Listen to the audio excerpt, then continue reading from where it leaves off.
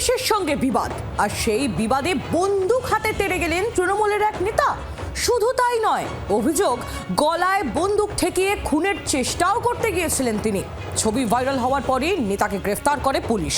কিন্তু প্রশ্ন হচ্ছে, শাসক নেতাদের ঘরে ঘরে কি অস্ত্র মজুদ? ভোটের আগে রিহার্সাল চলছে? বন্দুক হাতে তৃণমূল নেতার দাপাদাপি।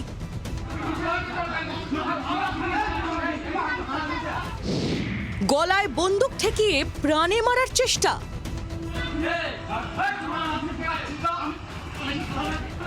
সমাজ মাধ্যমে ভাইরাল হয়েছে এই ছবি। মুর্শিদাবাদের জলঙ্গির ফরিদপুর ভিটাপাড়ার ঘটনা। ভিডিওতে বন্দুক হাতে এভাবেই দাপাদাপি করতে দেখা যায় তৃণমূলের প্রাক্তন পঞ্চায়েত সদস্য তথা বর্তমান তৃণমূল নেতা সিরাজুল শেখকে। জলঙ্গি ব্লকের ফরিদপুর পঞ্চায়েত এলাকার প্রাক্তন পঞ্চায়েত সদস্য সিরাজুল ব্লক তৃণমূল সভাপতির ঘনিষ্ঠ বলেও পরিচিত।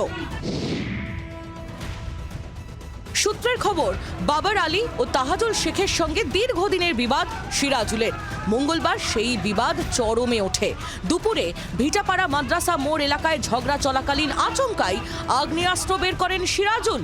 বন্দুকের বাঁট দিয়ে মারার পাশাপাশি পয়েন্ট ব্ল্যাঙ্ক রেঞ্জ থেকে গুলি চালানোরও চেষ্টা করে বলে অভিযোগ। অভিযুক্ত সিরাজুলকে ইতিমধ্যেই গ্রেফতার করেছে পুলিশ। উদ্ধার করা হয়েছে আগ্নেয়াস্ত্র।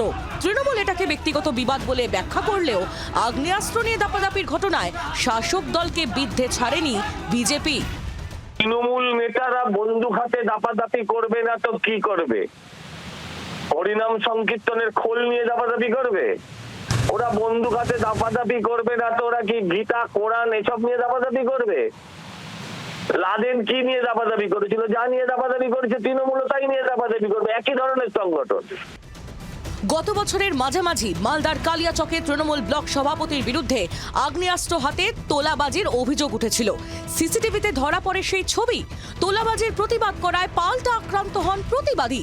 এবার পাশের জেলা মুর্শিদাবাদ, ফের অস্ত্র হাতে তৃণমূল নেতার দাদাগিরি। নেতাদের এত অস্ত্র সাপ্লাই দিচ্ছে কে? ভোটের সময় এইসব অস্ত্রেই কি এলাকায় এলাকায় সন্ত্রাস চলবে? সোমা মাইতির রিপোর্ট, জি24 ঘন্টা।